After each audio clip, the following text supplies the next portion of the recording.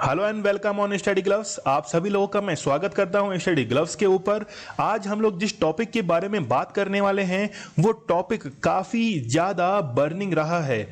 Madras high court ने election commission of India से ये कहा कि आपके ऊपर क्यों ना मुकदमा जो है मर्डर का वो दर्ज किया जाए, और ये मामला सुप्रीम कोर्ट के अंदर पहुंचा और सुप्रीम कोर्ट ने एक ही सेंटेंस के अंदर इस चीज को क्लेरिफाई कर दिया। वो सेंटेंस था कि जब भी पेशेंट कोई बीमार होता है तो उसको कड़वी दवा दी जाती है, और वो कड़वी दवा उसे अच्छी तो नहीं लगती लेकिन उससे पेशेंट ठीक हो जाता है। तो मद्रास हाई कोर्ट के द्वारा जो भी इलेक्शन कमीशन को जो सेंटेंस कहा गया है वो एक कड़वा जरूर है, लेकिन कहीं ना कहीं उससे इलेक्शन ऑफ कमीशन जो है वो आगे सतर्क हो जाएगा। तो हम लोग जानेंगे कि ये खबर क्या है और सुप्रीम कोर्ट तक ये मामला कैसे पहुंचा है, इसके बारे में पूरा हम लोग जानेंगे। तो चलिए न्यूज की तरफ हम लोग बढ़ते हैं। न्यूज जो है वो ये है कि रिसेंटली तमिलनाडु के अंदर इलेक्शंस करवाए गए, लेकिन जैसे ही इलेक्शन खत्म हुए उसके बाद में कोविड के केसेस ज्यादा बढ़ गए। तो ये हुआ क्यों? क्योंकि इलेक्शन कमीशन ऑफ इंडिया जो है उसने ये परमिट किया कि जो भी रैलीज है, चुनावी रैलियां जो है वो कंडक्ट करवाई गई, और मास गैदरिंग जो है वो तमिलनाडु के असेंबली इलेक्शंस के अंदर हुई।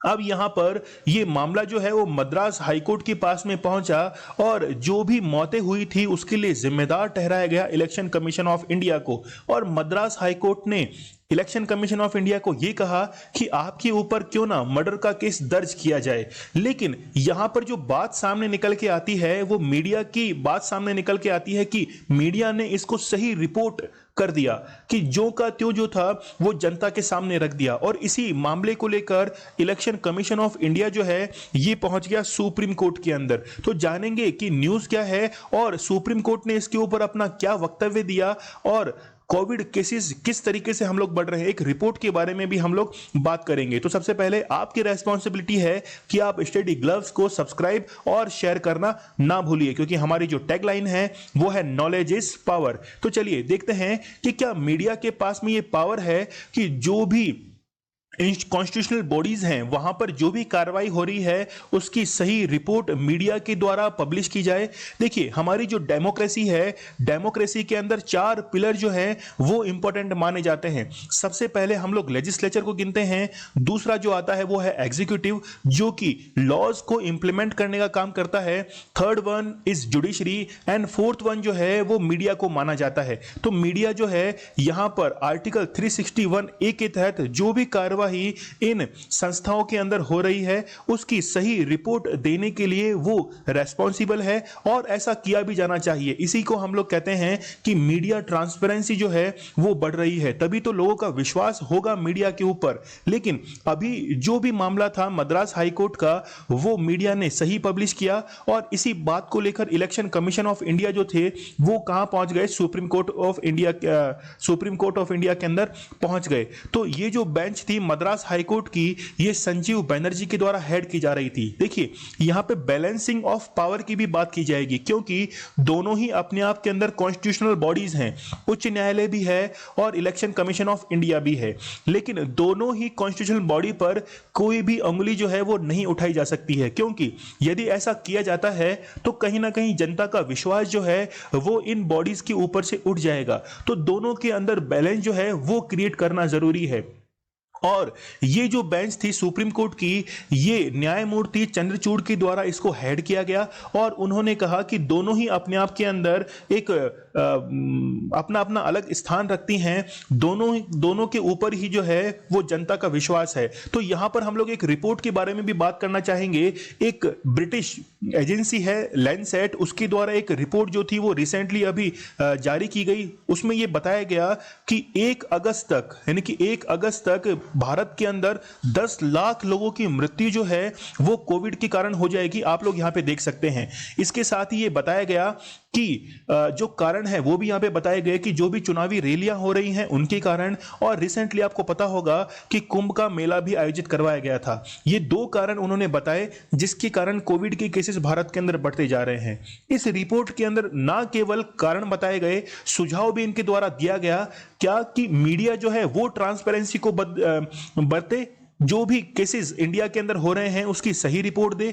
सेकंड वन, इन्होंने बताया कि जो भी मेडिकल फैसिलिटीज है उन मेडिकल फैसिलिटीज को सही ढंग से लोगों तक पहुंचाया जाए। तीसरी चीज इन्होंने ये बताई कि वैक्सीनेशन जो है इसकी प्रोसेस को बढ़ा दिया जाए। तो लैंसेट ने अभी रिसेंटली ये रिपोर्ट जो थी वो पब्लिश की थी।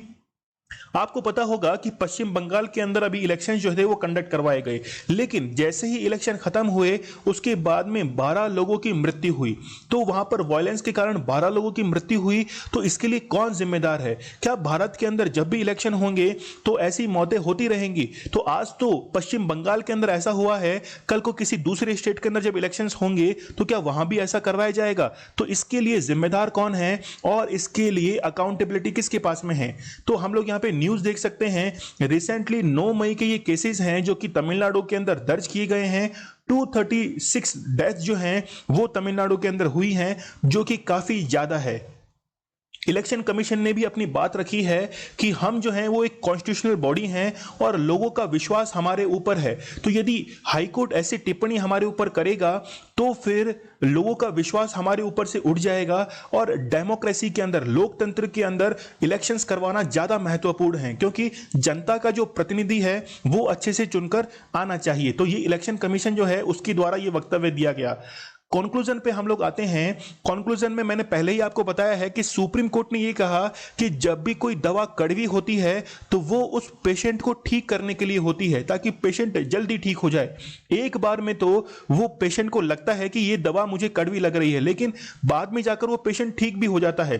तो ठीक इसी तरह सुप्रीम कोर्ट ने ये कहा कि जो भी वर्ड्स मद्रास हाई कोर्ट ने यूज किए हैं संजीव बनर्जी के द्वारा वो काफी ज्यादा अनुचित हैं, कठोर है, लेकिन उनके पीछे की जो भावनाएं हैं वो बिल्कुल सही हैं।